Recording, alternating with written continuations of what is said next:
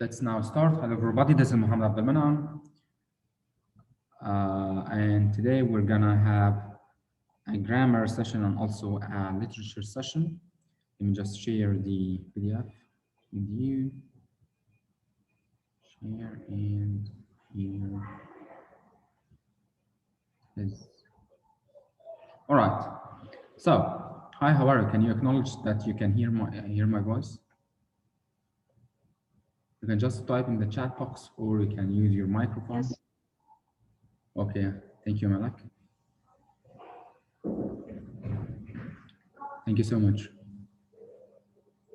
All right, so let's continue where we stopped the rest of the day. We're gonna begin with the same file from its beginning. So a quick revision on the plot of everyday use. Continue, Malak. Whose arrival does Mama await in the yard? Well, let me just answer the D. Yes, these. Yeah, these. Thank you. What has D changed about herself since she last saw Mama? Can Can I someone say? answer? Yeah, if you wish. Her name. Her name. Yes, that's very good. Yusuf, go ahead. And also we have Najia. Hi, how are you? If you don't want to use your microphone, you can just type in the chat box. That's okay. Let me remove the annotator. Clear all joins. Number three, what does D want to do with the top of the butter churn, the dasher, and the heirloom quilt? Yusuf, can you think? Take them home. Take them home. Yes, take them home. Number four, Najee, you're up. What does Mama hope that Maggie will do with the heirloom quilts when she inherits them? Mama wants to give the quilts to Maggie, and she hopes that Maggie will. Najee, if you cannot use your microphone, it's okay. You can type in the chat box. Okay, Najee may be having. Yeah, which one? Number four. Number four. Question 4, she's using the chat box.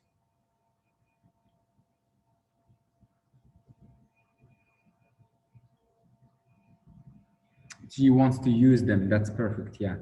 Number 5, what does D accuse Mama of not understanding? I'm going to answer that. Malak, go ahead since you haven't muted yourself. Yeah, go ahead, Malak. Her own heritage.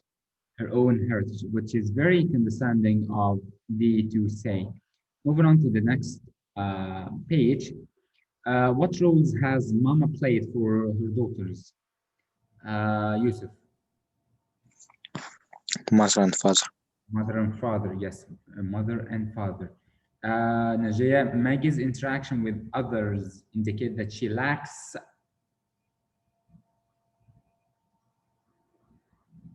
number 2, Najia.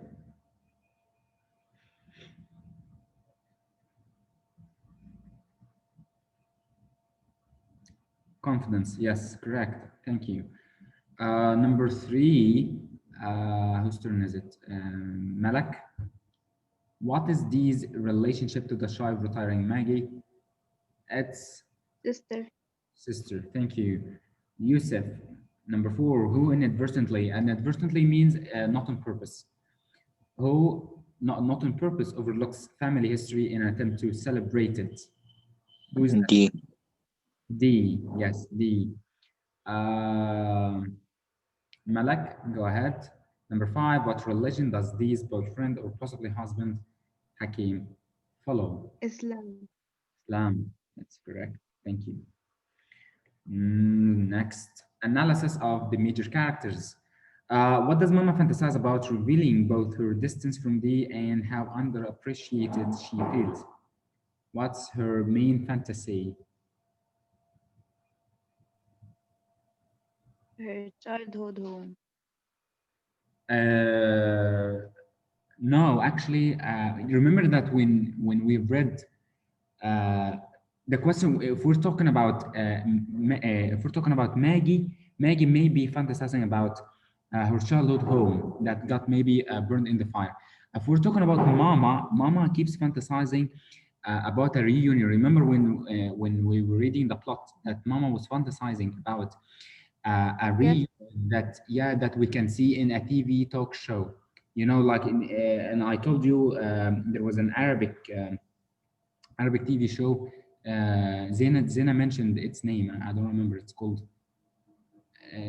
حاجة مسافر حاجة زي كده. Something like that. So in some of the TV talk shows, they bring like a family reunion, like bring fathers and their children who maybe have immigrated abroad or have been living abroad for a while. So it's very common to see these TV talk shows. So the answer is, what does Mama fantasize about? Revealing both her distance from D and how underappreciated she feels. A TV talk show, she keeps fantasizing about a TV in which she has a reunion with her own daughter who's living far away. Okay. Uh, Next, who is next? Yusuf? Yes. Question number 2. What does Mama resent about D? What's the thing that Mama hates about D? Her education and sophistication. Education and sophistication, of course, of course. Okay, let me move the annotator so I can, yeah. What aspect of Maggie's life both, let me remove the annotator first.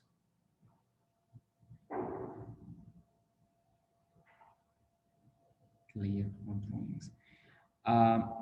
What aspect, spotlight. What aspect of Maggie's life both protected her and made her a victim? Now we're talking about Maggie, the younger sister. We're not talking about the, we're not talking about Mama. Can someone guess? Her sibling rivalry. No. Actually, on a closer note, if we look closer to this, yes, they have rivalry between them, but this is not the main point. Her She seclusion. yeah, her seclusion. Yeah, her seclusion. Yes. Yesterday we started her Yeah. sibling rivalry. I've read the correct. I've read the wrong question, or I did not see the correct answer. Oh, okay. Her seclusion seems more appropriate.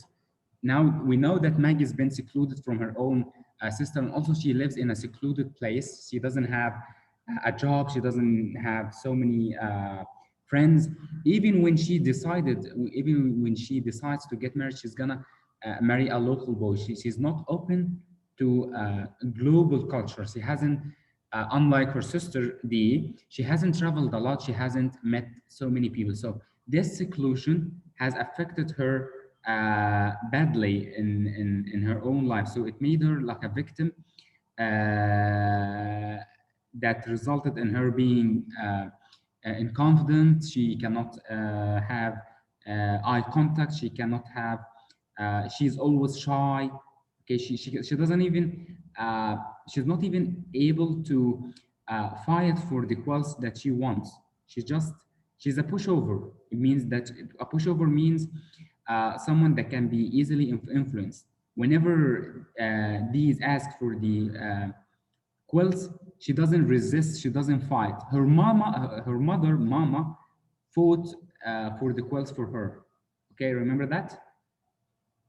Yes. Her seclusion is the aspect of life that both protected her from being or from turning into a bad person, or not just a bad person, into a condescending person such as D, and also it made her a victim of being inconfident and also of being bashful and shy. Number 4, Yusuf, go ahead.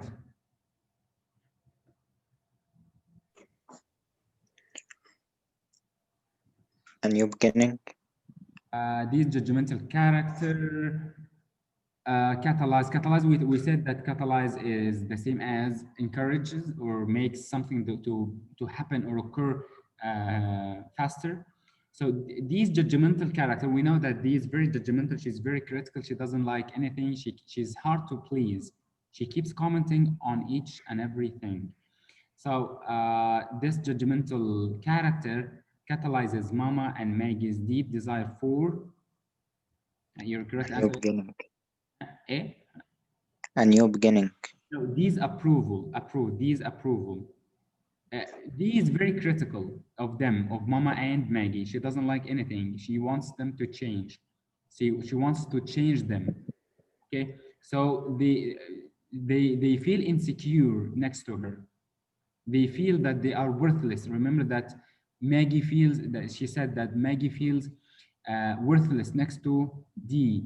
So all they care about is D's approval. What's the meaning of approval? That she consents or agrees with the way with how they are living their own life. But Mama doesn't want her approval. Nothing in the story was talked Mama, about. Mama wants her approval. Of course, Mama keeps trying to present her own traditional ways or traditions in a way to please Dee. She even uh, named Dee after the women in the family. This is the first thing of trying to instill. What's the meaning of instill? To raise someone by a certain beliefs or a certain principles. She tried to instill the love or the appreciation of her own tradition in her own daughter. Okay, that's the first point. Uh, Also, remember that when Mama knew that Dee was arriving, she wanted to tidy the place, and she was also afraid that the reason she was angry, not angry, she was sad. Actually, she was sad that the reason why Dee never brought friends home because of the fact that Dee was ashamed. Remember that? And Maggie told her, no, the reason, the truth is that Dee doesn't even have friends. Okay, so Mama wants the approval of Dee. She wanted to make the place tidy. She wanted to clean it so that Dee, when she arrives, she likes the home. Okay, got it, Yusuf? Okay. Okay, so the reasons, I want you to know the reasons.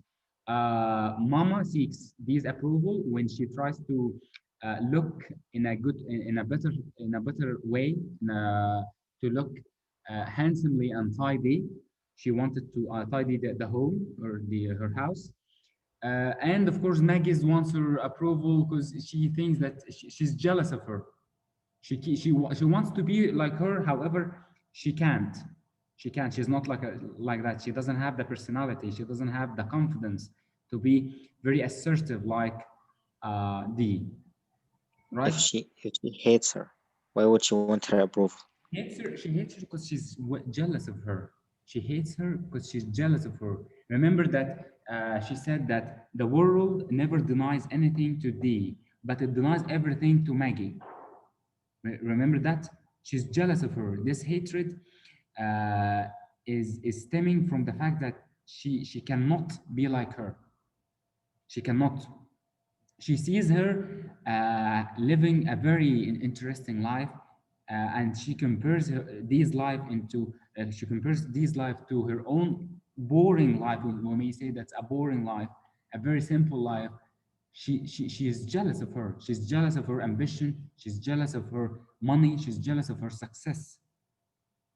Okay, both of them, Dee and mother, that's all they care about. If they didn't care about Dee's approval, they wouldn't have they wouldn't have treated her in a good manner. She's condescending. If you have a very condescending person, if you have a very condescending guest, so why don't you just throw them out of your house and tell them to never get back, to never visit? I don't like you. If you don't like someone, and if you don't think that you need his approval, and you don't think that you need him to approve or be happy with your own choices, with your own life, why keep arguing? Why keep arguing with them? Why not just leave them be and stop caring? But they care. They care. They care. Mama cares, of course, because she's her mother, and Dee cares because she's jealous. She secretly wants to be like her, but she can't. She can't. He's very confident. Dee is very confident, and also she's very assertive. She grabs what she wants. If she sets her mind, or if she sets her eyes on something, she achieves it. She achieves it. Uh, Maggie, on the other hand, cannot. Maggie doesn't even, she's not able of having a conversation with a stranger man. She's very bashful. Okay? Right? Okay. Okay. Number 5, who's it? Malak, go ahead. Number 5. Condescending. Which of the following attitudes, which of the Condescending. condescending, yeah, condescending. Which of the following attitudes does they take towards Mama and Maggie? Condescending. Yes, yes. Thank you so much. Condescending. You can annotate, you guys. That's very good. I never knew that students can annotate also. Okay. Next. Condescending means in Arabic متعالي أو متكبر. Okay, snobby in English. Next, let's continue. Number 1, Jaya. What important term do Dee and Mama both attribute different meanings to? So we have here a term or a concept that both of them, Mama and Dee, they have different opinions. They have different points of view on it. Both of them, they understand it differently. They have their own understanding about it. Which term is that? Heritage? Heritage, yes, heritage, which in Arabic means like tradition. In English, it means like tradition. Arabic, it means like turath. Okay, D thinks that heritage should be put in a museum place, in a place like a museum, just for exhibition. We can just use it to look at it and never live it. However, Mama believes in living her own heritage, living it. She uses the quilts, she uses the dashers, she keeps using the benches. Everything of these has everything, everything of these, every single thing of these, it has its sentimental value. It has its sentimental value. So it's the heritage. They have different understanding of the heritage, both of them. Okay. Okay. Yusuf, next. Number 2. What social institution has driven a wedge? Driven a wedge, it means to make them move apart, to increase the gap between Dee and her family, and between Dee and a true sense of herself. Education. Education, yeah, education. After education, she got very condescending and conceitful and stumpy. Thank you. Number 3, Malak or Najee? It's Malak, I guess. Is it your turn, Malak? Yes, I guess.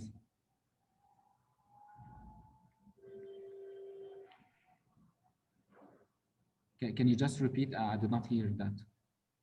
With what motive? Yeah, before we move, what's the meaning of a motive? Okay, before we answer this question, we need 3 things. We have the theme. Okay, we have themes or the theme.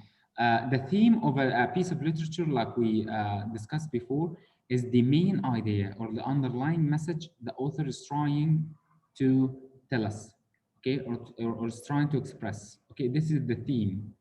Okay, the symbol it could be a character or could be an object, could be an idea that's used to represent the abstract idea or a concept. Okay, so for example, a very good symbol here in this story would be the quilts. The quilts are a very good symbol. The quilts and also the dasher and the top part of the butter churn. This is a very good symbol. It's symbol is mama's desire to keep the quilts or to give the quilts uh, to Maggie instead of D. Is it just resulting from the fact that she likes Maggie more? No, no. She wants to give the quilts to D because she knows, sorry, to Maggie, because she knows that Maggie will use them every day. So in this way, she will keep the symbols and their tradition alive. Okay, so now that this is an example of a symbol. So third, we have a motive. What's a motive? It's a recurrent image or idea. It's something that keeps repeating in the whole piece of literature or in the whole novel, in the whole book, whole story. This recurrent image or recurrent idea, this repetitive idea, is used to develop or explain the theme. Okay, it's used to explain the theme. So now, in a lot of this information, with what motive, with what image or concept that keeps repeating, okay, does Walker represent characters' difficulty relating it to each other and to the outside world? Speech with speech impediment. No, eyesight and eye. We don't have. What's the meaning of speech impediment? Speech impediment, if someone is suffering from a speech impediment, that they have a problem with talking, you know, that certain people, they cannot speak, or they speak in stuttering. You know, in Arabic it's called ta'ta'a. Or they cannot pronounce certain sounds or certain letters like the R. You know, we call it a lisp. In Arabic it's called ladgha. So all of these are called speech impediments. عيوب النطق أو عيوب الكلام.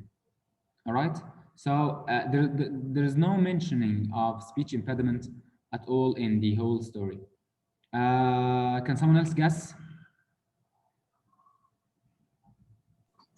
ثاني سؤال. Number 3. Okay, let me explain the question again. Now, Walker is the Alice Walker. She's the author. She clearly represents the character's difficulty.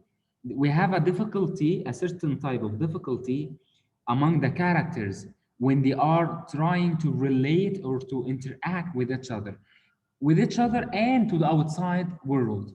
She displays this type of difficulty in a certain way, in a certain motive. Can you guess which one of it? We know that's not speech impediment.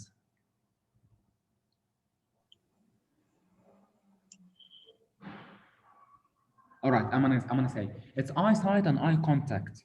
Eyesight and eye contact. She represents the difficulty of Maggie. She cannot relate to each other and to the outside world. She represents this character in a way that she cannot maintain eye contact. Remember that? She's very bashful. She keeps looking at the ground. She cannot maintain eye contact with with stranger people like Hakim. However, that's why, because she's very shy and bashful. However, on the other hand, a different character such as D, she's very assertive. She can easily maintain eye contact. She's very outgoing. She very ambitious also. She can talk. She's very confident. She's extremely confident. So you can expect that she can easily maintain eyesight and eye contact with either her family members or also strangers outside the world. All right. So the correct answer is eyesight and eye contact. Right. Number 4, I will answer because we only have 2 minutes. What motive signals, here the question is asking about a motive which signals the way in which characters connect to or disconnect from the past. Yeah, we have also an image that tells us a certain character has either connected or disconnected from the past. Yeah, naming and renaming. Yes, that's very good, Malak. Thank you. Why once we hear that this image, this idea that Dee has decided to rename or change her name, we know that she has decided to disconnect from the past. Yeah, thank you. Number 5, what symbolic space represents freedom from the regrets and shortcomings that have infiltrated Mama's life? So what is this the space that Mama finds solace and find serenity or peaceful or peaceful or mindfulness in her house? The yard. Yeah, we know that when she was fantasizing before the story begins, or in the early parts of the story, we know that she keeps fantasizing while sitting in the yard. And after Dee and Hakim leaves and drive off with the car, she mother and Maggie, they decide to sit and smoke. They smoke, by the way, it's not mentioned in the plot. They decided to sit back in the yard and also enjoy the serenity of the place and smoke some tobacco. So the answer is the yard. This is the place, that's a symbolic place that represents freedom from some of the regrets. What kind of regrets? Of course, the regrets that they are having with Dee, either sending her to school, and the regrets they are having, or the sorrows they are having after they know that Dee has decided to change her own name and to treat her own heritage in such a way that we know. Okay. Thank you, class. You have a quiz as usual on Sunday. Read the announcement on the LMS to know what will be covered in this quiz. Thank you, guys. Have a nice weekend. See you next Sunday. Don't log out. Sorry, I need to take a picture, a screenshot of your attendance. Can you just wait for a second? Okay, thank you, guys. Have a nice day and have a nice weekend. Goodbye.